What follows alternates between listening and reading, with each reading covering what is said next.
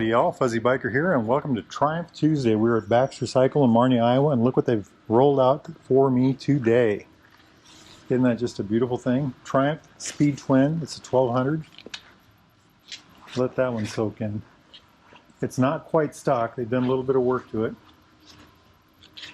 This is actually one of my favorite to ride motorcycles from the Triumph line, and I'll get into that here in a little bit. But let's just look at the looks here. Very aggressive, forward leaning. It's got that, the word bulbous seems to be one I use a lot lately, but look at the tank in relation to the engine. Notice the pipe, or lack of it. Now coming over here to the front, it's got the upside down forks. You know, just an all blacked out engine, blacked out everything. They've used these brown seat and brown accents over here. Headache guard, hand grips. Just, I love this back fender, by the way. Just look at that. Isn't that just beautiful? The taillights are integrated into the blinkers. And here's the pipe. Check that out. That is a British Customs GP 2-in-1 lowered exhaust. And we'll get this running here in a little bit. It's good looking and it sounds awesome. We can't take it outside for a run today because it's 15 below zero in Iowa today. 15 below zero. Good grief. Anyway, so what is this bike? Well, it's a 1200cc single overhead cam, parallel twin, 4 valves per cylinder. This particular running of it cranks out 99 horsepower. Now, it's the same engine that's in the T120 over yonder. However, this has got some differences. It's got 12.1 to 1 compression versus 10 to 1 compression. It's got a lightened up crankshaft and clutch basket and stuff like that. It's supposed to be something like 70% less moving inertia in the motor, so it reels up a lot quicker. And so it's got a bit more power, you know, about 21, 22 more horsepower. 4 valves per cylinder, by the way. Fuel injected, of course, with dual throttle bodies. Just a really neat thing. Just a monster of a motor. Like I said, it cranks out 99 horsepower and 83 foot-pounds of torque. 83 foot-pounds of torque, and I think that's full torque is at 4,200 RPM. By the way, that's 112 Newton meters. Just a real monster of a motorcycle, isn't it? It's got a 6-speed, a beautiful 6-speed with torque assist transmission. Here's a shifter right there. I love these foot pegs. We'll go into the details here in a minute. The bike is running, let's see if you can spot the size here, 120 by 70, 17 on the front. And on the rear it's a 17 also. It's a 160 by 60, 17 on the rear. Now jumping back to the front, this is, if you're a bike guy, this is real exciting to you. To me it is. 320 millimeter dual disc front brakes. So that's a 320 millimeter floating disc. It's a Brembo M50 monoblock 4-piston caliper. So it's a one-piece caliper, 4 pistons, 2 on each side. It's radially mounted, fixed. I mean, just look at that. Isn't that just gorgeous? Just the most beautiful thing ever. I know, I get excited, right? You know, so 17-inch wheel with a 320 millimeter disc, just a monster thing there. Just absolutely gorgeous, absolutely gorgeous. I think that's an M50, Brembo M50s, by the way. So jumping over to the rear real quick, I don't want to jump to the rear real quick. Jumping over to the rear real quick, the brake on the back here is a Nissan 220 millimeter 2-piston, and looks like a fixed disc with a floating caliper. All right, let's get back to the front. So going back over here, getting a little more excitement going here. This is a Marzucchi, I can't say that right, but upside down fork. It's got it's a 43 millimeter fork, so the diameter's a little thicker than the T120, and it's got 120 millimeters of travel. That's about 4.7 inches. Isn't that just gorgeous? Oh wow, there's a real neat texture to that. Smooth up here and then textured down here. Something I always really appreciate in the looks wise this is see this neat little short fender, and that's metal, by the way. Look at this little guard over the front of the fork. Keep the bugs off and the dirt off, and then just, wow, just gorgeous. Quick back to the back end here. This has got RSU shocks on the rear, and they also have a pair of shocks. Also 120 millimeters, 4.7 inches of travel. You know, progressive, you know, soft here, higher tension up here. Adjustable for compression on the rear. I don't think the front forks are adjustable at all. I don't think the suspension is adjustable except for the rear one right there. Something else about this rear end. This is all aluminum swing arm. And we'll talk about that here in a minute. But just a beautiful piece of work. If that's the kind of thing that gets you excited, like it does me. I mean, look at that. Just a gorgeous, gorgeous thing. Just love it. Wheelbase on a hot rod like this, 55.6 inches. That's 1,413 millimeters. So any bike with a 55 in the wheelbase is my friend. And the seat height is 31.9 inches, at least for the stock seat. Now this seat might be a little thinner, so might be a little lower, but I'm not sure. That's 809 millimeters, by the way. Now here's the magic number. We did a T120 a couple days ago, and the weight on that bike was 520 pounds wet, I think, or 520 some odd pounds. This is a wet weight, 476 pounds. That's 216 kilograms wet weight. So 100 horsepower, 83 foot-pounds of torque, 476 pounds. I mean, lower weight, higher power. It's got a shorter wheelbase. They've got an increased rake, a steeper rake. I think it's 23 degrees or something like that, 22 degrees. And, you know, they've got the smaller front tire on the front. They've got a 17 on the front. The upgraded brakes. The other one had Brembo brakes, but this has got the M50s with the monoblock. And, you know, they've just done a lot to the front end of this bike for handling. And like I said, the shorter wheelbase, the better shocks on the rear, the lighter swing arm on the back. Just a real wet dream. Tank is still 3.8 gallons. It's 14.5 liters. Let's start at the front. Like I said, we already talked about this part down here. Jumping up here, we've got LED turn signals. We've got the, it looks like a halogen headlight, but they put this guard on the front of it. So they changed the bezel out. They put this headlight cover on there. Rolling over here, it's got the elongated bar end mirrors. I love elongated mirrors. You get a lot wider plane, you know, view plane with that.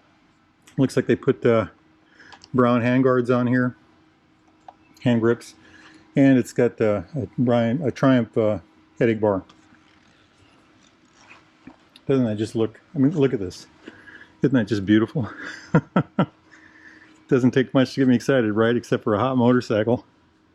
Just gorgeous, gorgeous. I'm in love. I'm in love. Okay, let's jump down here again. Coming back down to the engine. So it is a liquid-cooled engine, but it's got the fins like a classic bike does. You know, it's a parallel twin, the classic Triumph parallel twin. So this has got the, you know, this looks like a air-cooled engine. It's got the, you know, two spark plugs. It's got the classic, that kind of a maroonish spark plug thing. But here's a radiator. There's a radiator hidden in there. By the way, they've got a radiator guard coming for that. It's got the Triumph heart on the end here. Of course, there's no cams in here anymore because the cam's up top.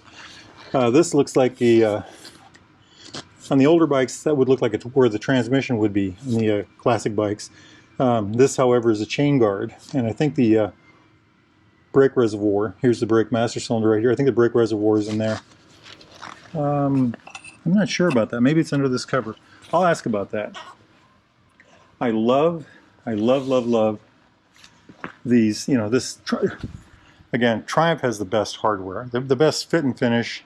They got awesome design, and they execute it so well. If you look at all the little details on a Triumph, everything is just perfect. They just don't leave any loose ends, and this is true with this kind of a thing. So this is considered a modern classic, but it's also a modern sport bike in my mind. And I mean, just look at this. Beautifully done. Everything. This is the aftermarket pipe here, but just look at how all of this looks. Just an incredibly good-looking machine. You know, this swing arm is a piece of art all on its own. Just really well done. Really, I just love this. By the way, this whole area right here just screams at me. Just screams at me. I wish I could read. Race Tech tires. RR. Okay, very nice. Wonder what brand those are. Race Tech, yeah. Beautiful. Anyway, just a gorgeous, gorgeous, gorgeous motorcycle. And I do love this classic looking Triumph flat seat. You know, that's a thing about the old Triumphs. They always had the flat seat. And for those of you that haven't had to use a flat seat before, when I got my T100, first day, the end of the first day I didn't like it. The end of the second day I just loved it. There's so much you can do on it. You can sit forward, sit back, you can lay down. You know, there's a lot of room on there. It's just a good thing for a bike. I think they work very well. At least I believe they do. Okay, let's step up here to the controls. Again, look at this rear end. Isn't that just beautiful? Especially with that pipe. The pipe on the left side, it's just a bizarro thing to me. I like it, but it's different. Okay, coming up here, let's talk switch gear. First off, clutch lever. It's adjustable for throw. You can adjust the distance from here to here. Same thing with the brake lever. Oh, Brembo caliper, or Brembo master cylinder. That's interesting, very nice. This is the high-low switch. Over here is the information button. We'll get into that in a minute. The blinkers, one thing about Triumphs, I've said it before, they've got great blinkers. Mode button, horn button. Coming over here, it's the kill switch, the on switch, the start button, hazard lights, fly-by-wire throttle, and then that's the master cylinder. I like that. You can see, you can see what's in there. Moving on, they added this. Coming up here, here's the gauges, and if you feel there's kind of a dome to the glass here. This is a very classic throwback. If you look at old Triumphs, this is a common view, so that's a real good touch on their part. Heat, traction control, ABS, all kinds of things. Neutral light, fuel light. There is a fuel gauge in here. Odometer. So coming back over here to the information button, watch this here. Trip 1, trip 2, miles per gallon. I don't know what that is. And then the time. Traction control on or off. And then back to the odometer. This bike has 0 miles. Okay. Over here we've got a fuel gauge. Down there it says road mode. Let's see if we can find that. There's the mode button. So if you watch the mode, I don't know if this will change with the bike. Yes, okay, so we've got road, now we're in sport. Rain mode, road mode, sport mode. I've driven this bike, not this exact one, but I've driven this model before, and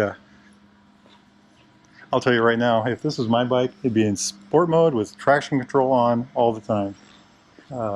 It's a real dream that way. We'll talk about that in a minute. But anyway, so coming back up here, by the way, the brakes are ABS front and rear. And isn't that just pretty? Just gorgeous. I love the chrome rings. I love the the classic looking numbers. There's a lot going on in there. It's just a very good looking system. Okay, let's move on. Beautiful. So what's this bike like to ride? Well, we can't ride it today because, like I said, it's 15 below zero here in Iowa. That's Fahrenheit. The first time I rode one of these, I'll talk about that. It was a red one, very similar to this one over here. That one. I had it in road mode. I drove it half a dozen miles out, just having fun on it. And I was just absolutely amazed with how it handled, and I thought it had great power. I got to where I was going, I turned around, put it into sport mode, and my life changed. It was just an amazing experience. The bike is a phenomenal performing machine. It just screams, it howls, it does everything you want. And with the traction control, that was the thing that really impressed me about the bike, was the traction control was just perfect. The bike was straight as an arrow. It accelerated straight. It did everything just beautifully. It braked like a dream. It just did, it was quick handling, but it wasn't twitchy. It just was a real wow machine. Oh, by the way, they added the skid plate on the bottom too. You can get a good look at that. So as far as riding it goes, I think it's a dream bike. Pushing it around, I push it around here. It pushes really easy. It's got a very low center of gravity. So I think that's an excellent benefit for the bike. Driving at 5 miles to 20 miles an hour, 10 miles an hour, I thought it did that very well. I didn't have any issues with it at all. I didn't think it was twitchy, like I said earlier. It seemed to be very stable and very cooperative. Speeding up from there to 100 or more, like I said, it performed admirably. I loved it. Would I buy this bike? I would love to have this bike. It's just, it's a danger to your license, to my license anyway. But it would be a dream to own. It's a real, if you like the T120, but you wanted to speed up, you'd spend the extra couple $100 and buy yourself one of these. Like I said, the 100 horsepower versus 78, the 50 pounds less weight. I think it's 46 pounds lighter than a T120. The lighter front end, the fancier, the thicker fork, the lighter, smaller wheel, the upgraded brakes. I mean, those are the height of braking technology. I mean, that's just real brake stuff right there. That's the best, some of the best stuff ever. I've driven several motorcycles with the M50s, and anyway, going on. And then, of course, the good looks. I just love the way the bike looks, and it, it looks like a big bike because of the tank, but it's actually a very small bike. And even though the seat height is what I say, 109 millimeters, 809 millimeters, 31, almost 32 inches, it's a very narrow seat. I mean, look at this. So it doesn't feel bad at all. I really like it. So handling at all speeds, in my mind, is excellent. I think it's a bike you could do a lot of things on. I would do everything on it except gravel. Interstate, it would eat it alive. Back roads, no problem at all. City riding, it's light enough that it would just do that wonderfully. Anyhow, if you're interested in something like this, or a brand new Triumph, or a brand new Royal Enfield, or used Triumph, or used Royal Enfield, get yourself over to Baxter Cycle. Give those guys a call. Talk to Jeremy or Mark or Randy. Tell them Fuzzy Biker sent you. And anyway, I tell you to get out and ride, but unless you live somewhere warm, probably not a good day for it. But if it is, get out there and ride. Life's good. Wahoo!